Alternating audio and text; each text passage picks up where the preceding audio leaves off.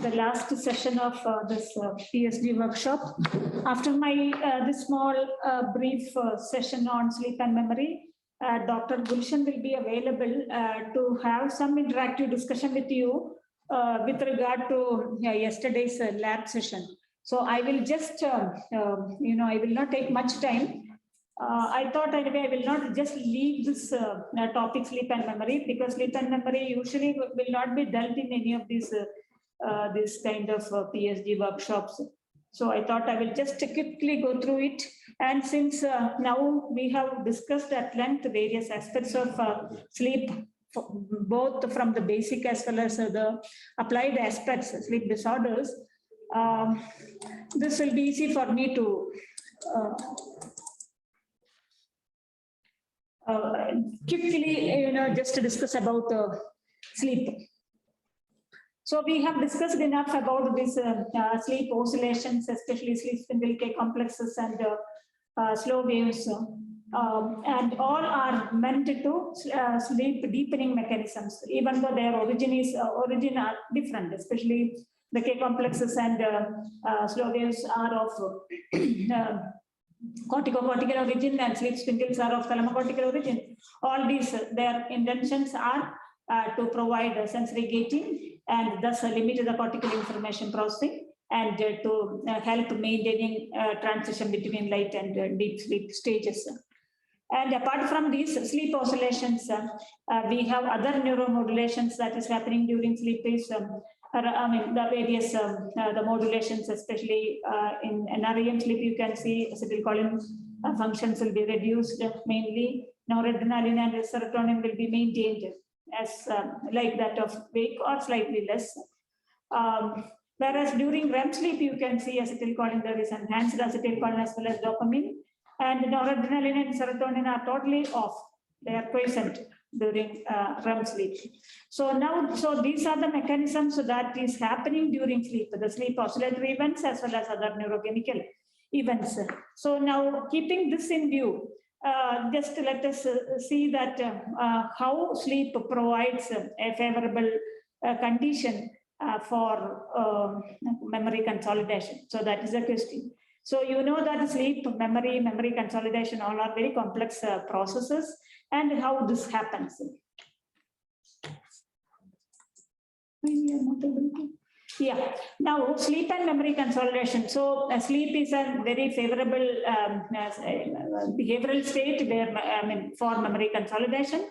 And the earlier studies have, we started an understanding about this phenomena since 1990s. And quite a lot of studies are there. I will just, in my talk, what I thought is I will just give you some examples of a few from animal studies as well as a few from human. And let us see that, okay, whether this learning is associated with memory, with sleep, memory consolidation during sleep. So this is one such study. This is called as Morris Watermaid's study. This is mainly to look at the spatial navigational abilities of rat. For example, these studies have been carried out by using rats. And so this is a water trough, and here you can see that the water is made opaque, and there is a hidden platform that is kept in one quadrant of the pool. And this quadrant, this hidden platform is kept in the same quadrant throughout the study. And the animals are left, released into the pool, and they will be swimming. And finally, by accidental, means, it will come across this this hidden platform, and thus it can escape from this water. So that is the experiment, and it has to only thing is the animal cannot see this hidden platform. It has to navigate to reach the platform. So that is the task here. So the animal is given various trials, and these experiments are conducted for a 5 to 10 days period. By that time, the animal learn. In case if you are giving 2 trials per day. So the last you can see that, so the animal slowly learns to associate. Okay, it can learn to use the shortest route and the shortest time to reach the platform. So this shows that it has learned to navigate to reach the hidden platform. So now this is actually a totally hippocampal dependent learning And it's a kind of a declarative memory. It has to really consciously, it has to know that, okay, it has to learn to go to the platform. So here, what the study was on, after following learning, you can see that the animal is allowed to sleep. And this is this is after training, just soon after trial. So you see that after training, especially the REM sleep has been shown to be increased, and there is a significant increase in REM sleep following each trial, following learning each day. And whereas suppose if this platform is kept visible, what happens? The animal need not navigate; it can just go and escape from the water. So in that condition, there is no enhancement of REM sleep. REM sleep is not enhanced. So these studies, especially this kind of hippocampal-based learning studies, show that these studies are associated, learning is associated with an enhancement of sleep, and memory consolidation occurs during sleep. This is an example from human studies. These are all various types of motor learning. So here, this is perceptual procedural memories following motor learning. These are just examples. A finger tapping sequence task in this, each finger they have to use, like for example, a little finger to tap the number 4, index finger to tap the number 1. And here what they see is the accuracy and the speed. And this definitely requires training. Similar way, visual discrimination task, serial reaction time task, motor adaptation task, and various aspects of skill learning task. And here the study have shown that almost all tasks, all motor skills require, they have learned this task only associated with enhanced sleep. And for example, visual texture discrimination task, this depends upon mainly the slower sleep and the REM sleep. So both, you can see that various stages of sleep are also very important for memory consolidation. Whereas in the case of motor sequence learning task, they have observed that learning is associated with the enhanced percentage of NREM2. And the motor adaptation learning task is associated with mainly the slow wave activity. So you see that these kind of studies show that the acquisition of this information is associated with enhanced learning, and the sleep-dependent process of memory enhancement requires 40 to 96 hours of stable memory consolidation, for stable memory. So you see that it is not just an overnight sleep is required for stable memory consolidation. It requires time, 48 to 96, for gaining the accuracy and speed. So these are two different learning paradigms, just to show that this sleep is important for memory consolidation. Now the question is whether during sleep, whether we can learn many new tasks. And information acquired and processed during sleep would influence the behavior during wake. So these are the two questions. These are all very novel studies, and it gives us a lot of implication about the importance of sleep and the application of sleep in, inducing various aspects of learning actually. So in this case, you see that the single night olfactory aversive conditioning during sleep, especially N2 state, significantly reduces cigarette smoking behavior. So this study has been conducted by subjects who came voluntarily to, they want to quit smoking. So these experiments have been conducted using human subjects who wanted to quit smoking, and during the night, they were not actually given any clue that what the experimental study was on. But during the night, during the sleep, especially during N2, as well as especially during REM sleep, the subjects were presented with some order, especially the cigarette order with that of a putrefied order actually. So there is a pairing of pairing of two orders to develop the association, and this association helped the subjects to quit smoking for almost a period of for a period of 7 days.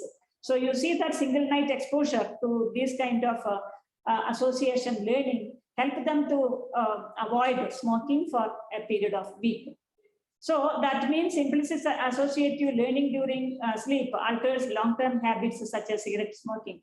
And this is a very important, it provides a lot of insight because direct application, it has got direct applicability to olfactory cue as a treatment towards addiction. So we can learn many things from this, like new associations learned during sleep persist over time. Sleep learning produces memory traces are consciously inaccessible to wake state. So you see that these are all implicit learning. Sleep learning exerts implicit but not explicit influences on wake behavior, the reality of perception and learning during sleep.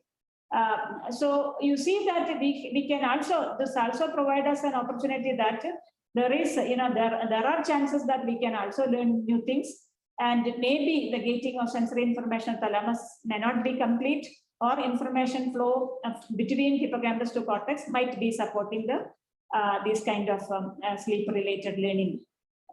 So these are all very important. So now, so these are some of the examples I just wanted to show that memory consolidation occurs sleep and also learning occurs sleep.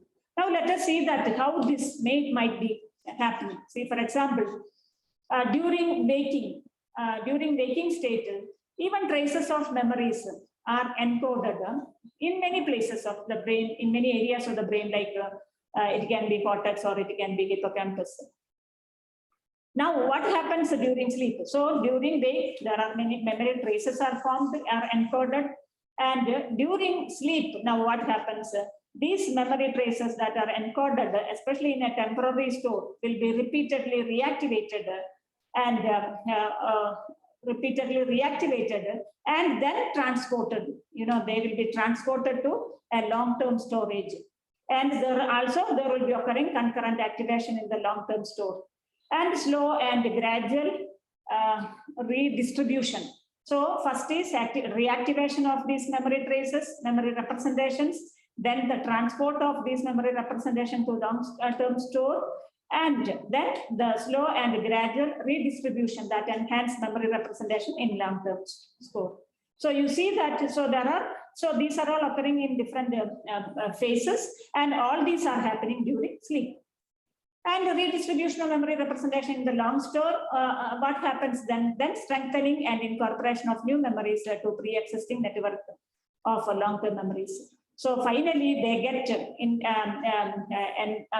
get into the memory network. And once they are into the memory network, they are incorporated into the memory network. And they are more stable memories, and it is not possible to erase these memories. Whereas unstable, those memories that are stored temporarily are quite labile in nature and are easily erasable. So now let us see that what are the mechanisms that helps in these various processes. So you know that, so the question is, how does sleep stabilizes and enhance the initial memory representation into a long-lasting and optimally integrated memory? So this system consolidation takes place, when there is a triple coupling, when there is an activation of all these the sleep oscillations. So when there is a coupling and synchronized oscillation of all these sleep oscillations, like slow oscillations, that is happening in the cortex, then the sleep spindles, that is of thalamic origin, and one more these kind of oscillation, we call it as hippocampal ripples. So hippocampal ripples are high frequency oscillations of more than 250 hertz. And these are so all these are happening simultaneously, and they are coupled. So all these are happening during the up phase of this slow oscillation, or the depolarizing phase of the slow oscillation. You can see that these are the spindles are nestled in the up phase of oscillation, and at the same time you can also see that the ripples are also nestled with the same spindle. So it is these mechanisms, these oscillatory events, that helps in the transfer of information, memory representation to the cortex. So you see that, so there are various aspects of top-down and bottom-up events that is happening, and that helps eventually, transferring all these memory traces from hippocampus into the cortex. And also when spindles are activated, these spindles activate a wider area of neocortex.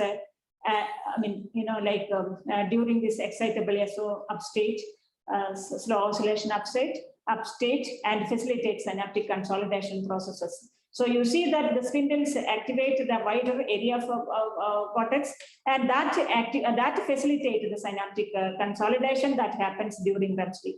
So these are the sleep oscillations that helps in memory consolidation. And the same thing, yeah. So this is what is happening. So you see that there is a synchronized coupling of all these events, that these are all the NREM events. And it is during the NREM events, these reactivation of memory representation and the transfer of memory from a temporary store to long-term store is happening. And then simultaneously the spindles that can activate wider areas of cortex, and that initiate these synaptic plasticity events. And these events are happening during REM sleep. And these are the major events that is happening during REM sleep. You can see that REM sleep enhances various aspects of gene transcription. Here they have, it is shown the BDNF genes, CIF and ARC. So you see that REM sleep, it favors the expression of various transcription of various genes and the protein synthesis, and the learning related, various processes, like say, for example, ARC, consolidate activity induced synaptic changes by stabilizing the acting cytoskeleton, whereas CIF 268 enhances kinase 1 dependent LTP mechanism, and thus this involved in dendritic spine remodeling, whereas BDNF mediates protein synthesis dependent LTP, leading to the formation of new synapses. So you see that various learning related changes, synaptic plasticity events occur during REM sleep. So this is the, in a nutshell, you can see that during waking, memory traces are encoded in various brain areas like hippocampus, cortex, and during slow wave sleep, there is repeated reactivation of memory representations and to consolidate the memory and transfer of memory to cortex. REM sleep, synaptic consolidation and reorganization and integration of newly formed memories in the next, in the network of pre-existing long-term memories. So this is in nutshell that is happening. And there are many experiments that also support this concept, what could be happening during memory consolidation.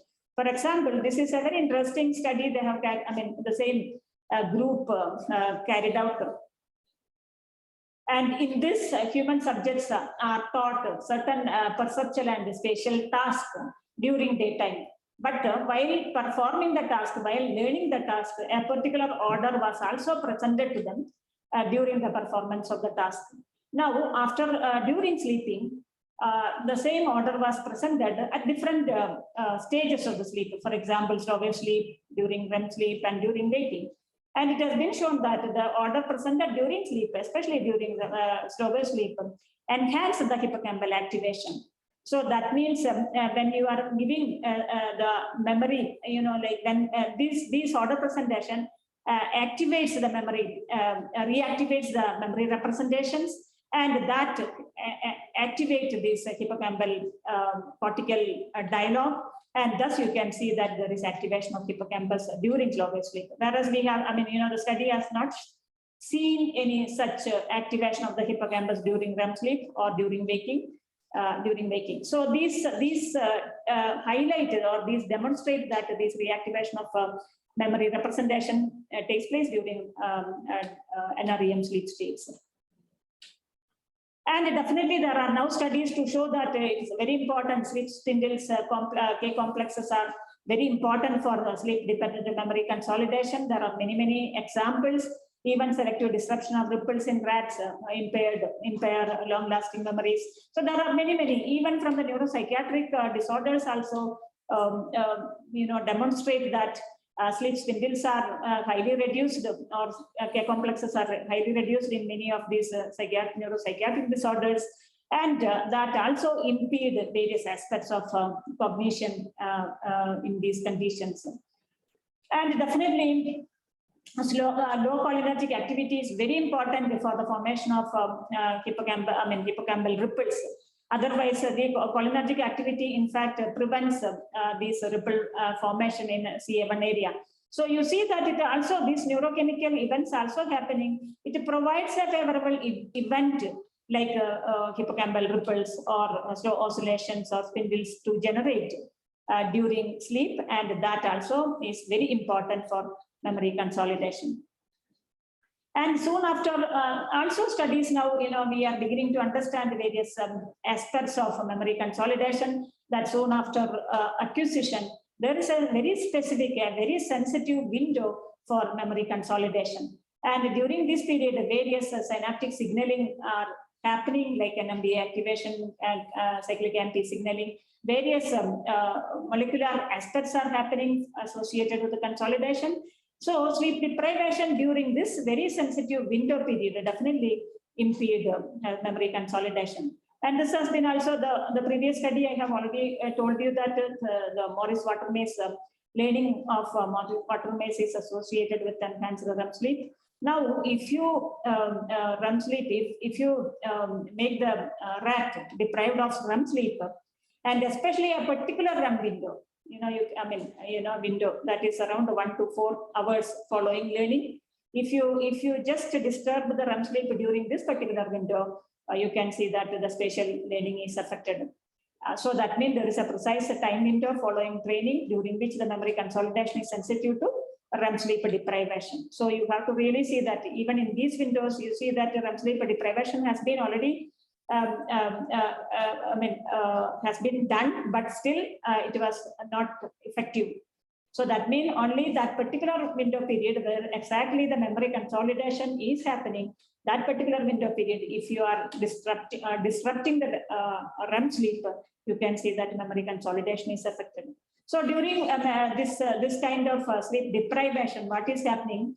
You can even, there are various studies to show that even sleep deprivation impede various aspects of molecular mechanism associated with the signaling. For example, these studies have been initially studied using Drosophila, and what they have, one of the molecular event is this phosphodiesterase. So sleep deprivation enhances the phosphodiesterase activity, and that reduces the cyclic AMP signaling as well as the PKA signaling. And thus the CRUB-mediated transcription, gene transcription is affected following sleep deprivation. Whereas you can see here cyclic AMP production as well as the PKA activation, and finally that is leading to CRUB-mediated transcription of various mediately genes. Sleep deprivation also has been shown to enhance adenosine, and this also ultimately impede the calcium influx into the intracellular calcium influx. So intracellular calcium influx also very important for the formation of cyclic AMP.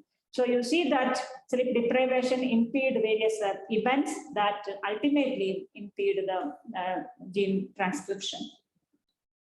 There are many studies now, like we have to show that hippocampal, say for example, hippocampal neurogenesis is reduced by sleep fragmentation in the adult rat, new neurons in adult brain, the role of sleep and consequences of sleep. So we have many now information. We have a lot of studies to at least to confirm that or to demonstrate that sleep is very important. Sleep is favorable for memory consolidation. And definitely, as I have already mentioned, this we have been mentioning in almost all talks.